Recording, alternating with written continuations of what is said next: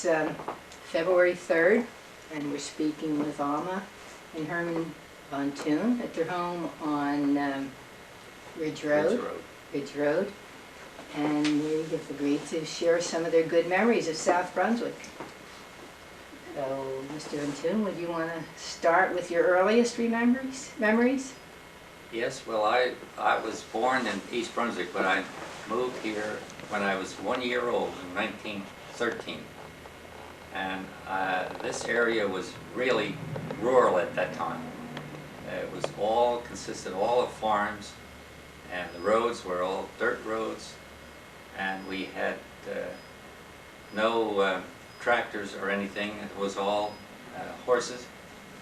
And I can remember on the farm where it was different from today's farm in that we had to do everything by hand.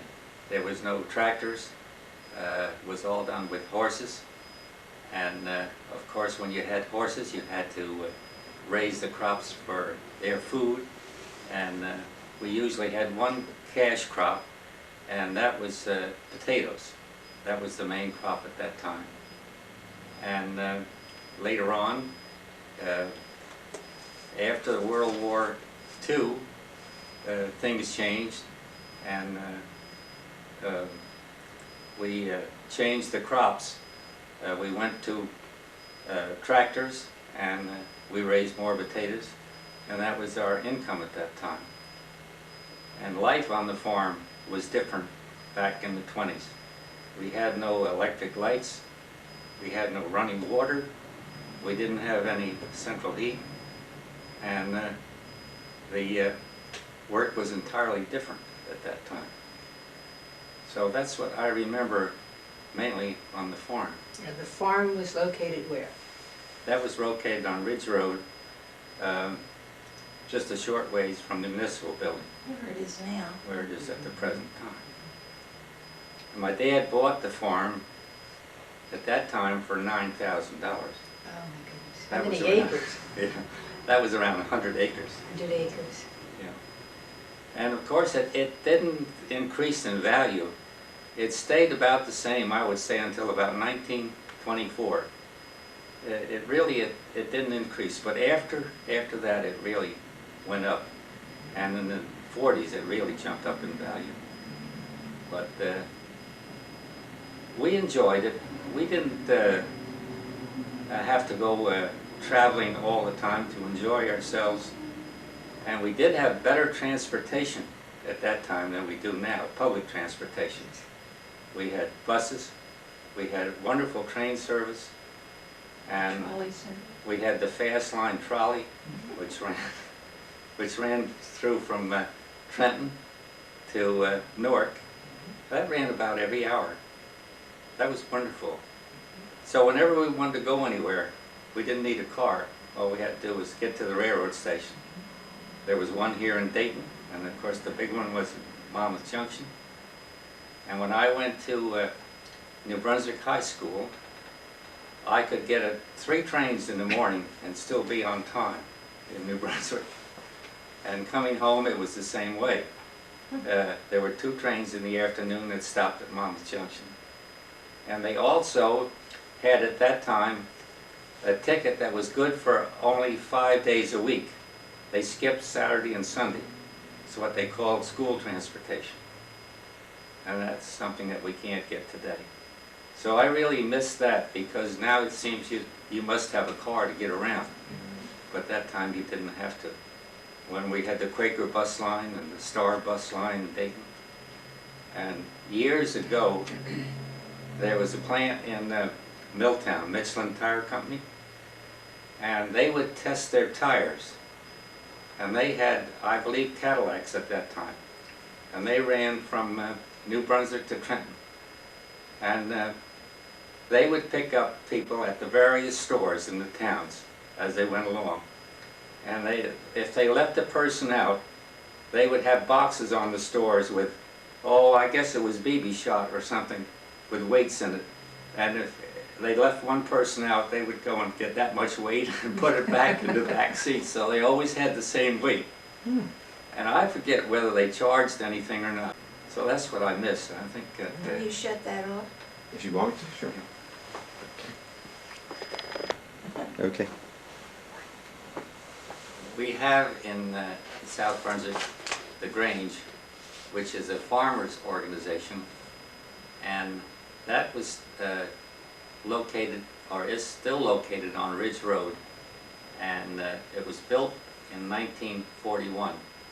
However, the Grange itself, the Pioneer Grange, dates way back, I would say into the 1800s. It's the first one in the state of New Jersey, Wow. and that's the one that's on Ridge Road, which is That's why still they're in trying to existence. keep it Great. working very hard. Right, Mhm. preserve it. Great. That's right. And you know, Reverend Morphy is a master now. Is it? Grange. Oh, Very good. that's good. Yeah, he's a Did you very know busy that? person. No, that's very nice. And he's really trying everything. He's a wonderful person. Sure is. Very respected. Yeah. Well, Herman's got his certificate of what, 25 years? 26. But we've gone longer than that, but we're not regular attendance anymore. And I joined the Dayton Presbyterian Church in 1924. And I've seen that grow from about 75 members now to about 290. And I can remember when I went to grammar school in Dayton, there was a story told that this must have happened back in the early 1900s. It was struck by lightning. And of course there was no fire engine here at that time. So they had a bucket brigade, and different people around brought in water. They saved the steeple at that time. Did they? And you can still see the charred beams in there. That happened at that time. So Of those course, we things. have the tornado. Yeah, So and then remember the, that. Where that was, I don't the know. tornado, I think, was in 1977 Took our steeple. when the steeple was I taken down. remember that. Mhm. Just Very swept right through. fortunate we still Right have on our through. church. Yeah. He spent a lot of his time, his youth, in the church. He has all kinds of notes and thank you notes and for the work he did with the young people, and the superintendent, a treasurer on the elders Session. session. I got on one year. Excuse me, now who was the minister then, at that time? Who was your first minister that you remember? Schofield, I think, was the first minister way back. Schofield. Yeah. And he lived in Dayton? Was He there- lived in Dayton in the manse. And the Yeah. manse is still there? Oh yeah, the manse is still there. And there's been, I think, 14 ministers in that church since it organized. If you want to see them, you can see them on the wall. We arranged them. Herman and I worked there, and we had them all framed, and it's very interesting. I believe I There, saw from that at number one to the present. Yeah. one of your suppers.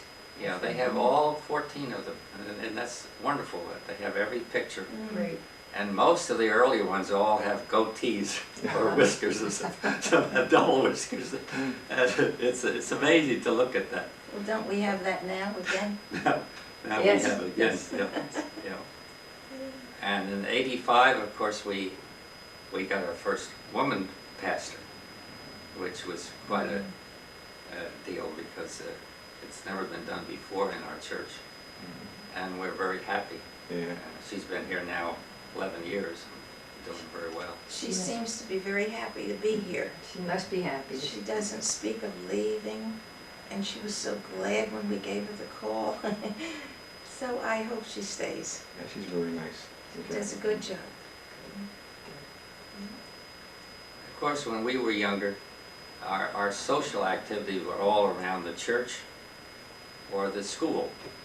We had no other outlet except family. We had a lot of visitation by neighbors and family, and that seems to be missing today.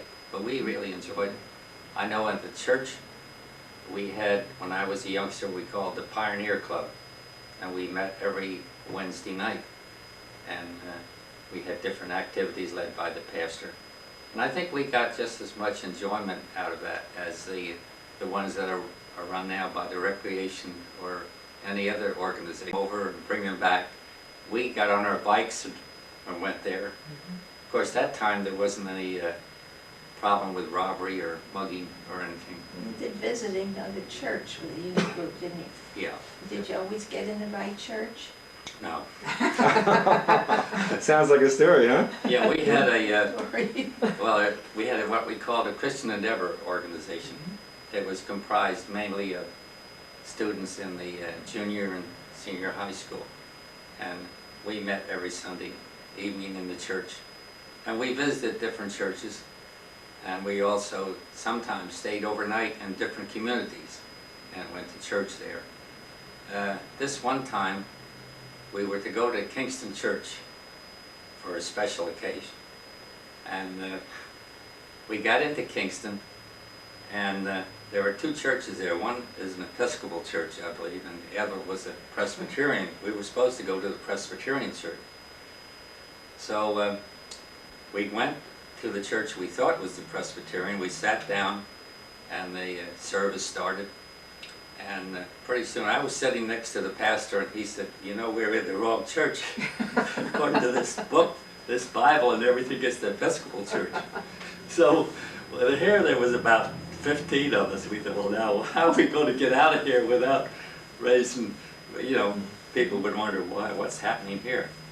So he says, well, why not go out when they're all praying? They'll have their heads bowed, and we'll just quietly leave. Well, it didn't work out that way, because as we got up to leave, the minister stopped praying, and everybody turned around, what's happening here? But we kept on going, and we went to the Presbyterian church, and everything was all right. But that was an awkward situation right then and there. Yeah. But they had a lot of fun together in those days. It would be nice if we had more groups like that now, I think. Did the railroad, did you use the railroad at all with your potatoes? Indirectly, because there were two dealers, one in Monmouth Junction and one in Dayton. Dilettage was the dealer in Dayton, and Clayton was the dealer in Monmouth Junction, and they brought in the boxcars every night. And at the height of the shipping season, they might each have about 15 or 20 boxcars, empty ones, coming in, and the farmers would take their crop over there and load up the boxcars, and then they would leave the next morning. So indirectly, it was really wonderful that they had the dealers here and the market was so close. Of course, we've lost all that now. I don't know as you could really have a potato farm today because there's no market directly here. On the way you would get rid of your crop. Unbelievable. And of course, the farm had to change where, as I said before, it was general farming. And then as time passed and the developers came around, you couldn't spray your potatoes because of the spray material getting on the buildings and so forth, because they did it by airplane. So they had to quit raising potatoes, and they had to go to what they call the farm market. And that's what they're doing now. But as development continues on the expense of the raising of the tax and so forth, they may have to give up farming entirely. Yes. Of course, you know that the farm now is more of a, what do you Market. call it? Farm market, yeah. Farm market, and they do trucking to the market. So It's convenient. his nephew is doing that, and he's doing a very good job. Well, it's very convenient. It's hard work. Yeah. He's up at 3 o'clock in the morning in the season, and works till 6, 7 at night. And it's a gamble. Oh, yeah, sure. Farming is Yeah. a gamble. But it's changing every year, the activities on the farm and what they have to raise. For instance, now he does a lot of work with the industries in putting in these different plants for landscaping. You see these artificial cabbages that are blue and green, and that's become quite a business in the fall. Very pretty. Yeah. And then the mums, first they put the mums in, and then later on in the season they tear all those out and put these artificial colored cabbages. You have to think of something new. The irrigation systems. And the irrigation, you know. Yeah, that's what we didn't have when I was a youngster. You just prayed for rain. That's right. There wasn't anything you could do. And another thing that I enjoyed when I was a youngster was having Sundays off. Sunday was really a Sabbath day, which it isn't today. It's just like every other day. But when I was a youngster, there were no stores open. You didn't go anywhere on Sunday. There were no movies. And my dad wouldn't even allow you to do anything on the farm. In other words, if there was hay to be cured and it might get wet from the rain, if it was on a Sunday, he said, well, let it get wet. He said, we'll just take care of it on Monday. And I know some of the ladies in the homes, they wouldn't cook on Sunday because they thought that this is a Sabbath day. And in a way, I think it was nice because it was a day of rest. Today, you don't know one day from the rest. They're all the same. Do you have any idea why your parents came to America, came to the United States? Well, the only reason, because they came over here in, I think, about 1885. Wasn't his brother over here And first? I was going to say, yeah, his brother was over here. And I believe that influenced my dad to come over here. So he worked for his brother for a while in Jersey City. And then I think he moved to Long Island for a while and worked there. And then he always liked to get on the farm. He had that urge, so he bought a farm in East Brunswick. And he lived there, I think, from about 1890 or 95, somewhere in there, till 1912. Then he bought the farm here in Dayton. And he had 5 children. I had 3 sisters and 1 brother. And of course, I'm the only one that's left now. I was the youngest one. Yeah. I didn't remember your sisters. No, there was quite an age difference between, I think, well, this is something, I never knew my oldest sister was my sister until I was about 10 or 11 years old. Because before I was born, she was married and they were living in Long Island. So they would come out and visit once in a while. So I'd say, well, that's nice, you know.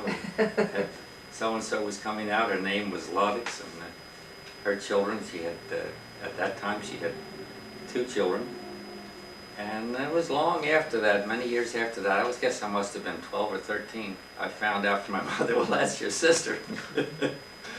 So I had even Well, that's a natural mistake. Sure. Yeah, Yeah. yeah. It never came up, and that was it. Yeah. Yeah, they came up and I thought they would, well, we had so much traffic so much visitation on Sunday and holidays that I just took it for another family coming up, you know. Was your dad's brother, was he also in farming, or does he? Now, he had a delicatessen store in Patterson. That's what he did.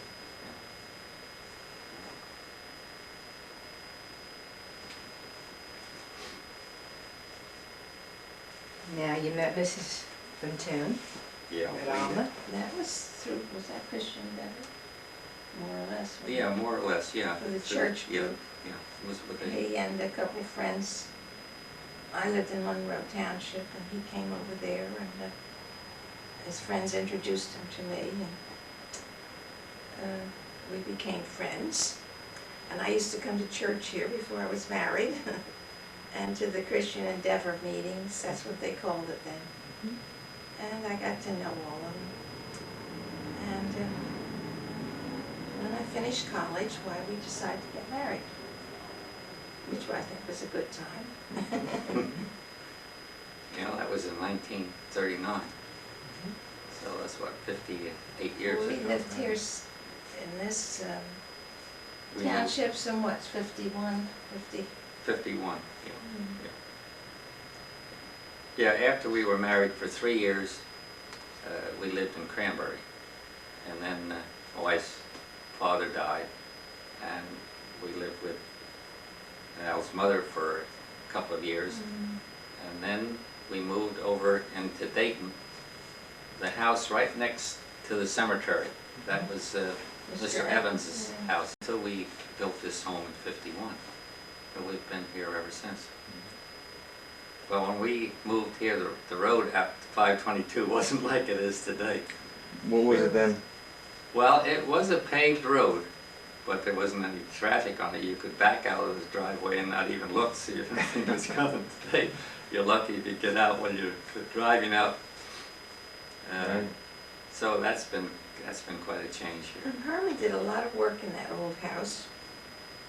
It had no closets to speak of. And he did a lot of that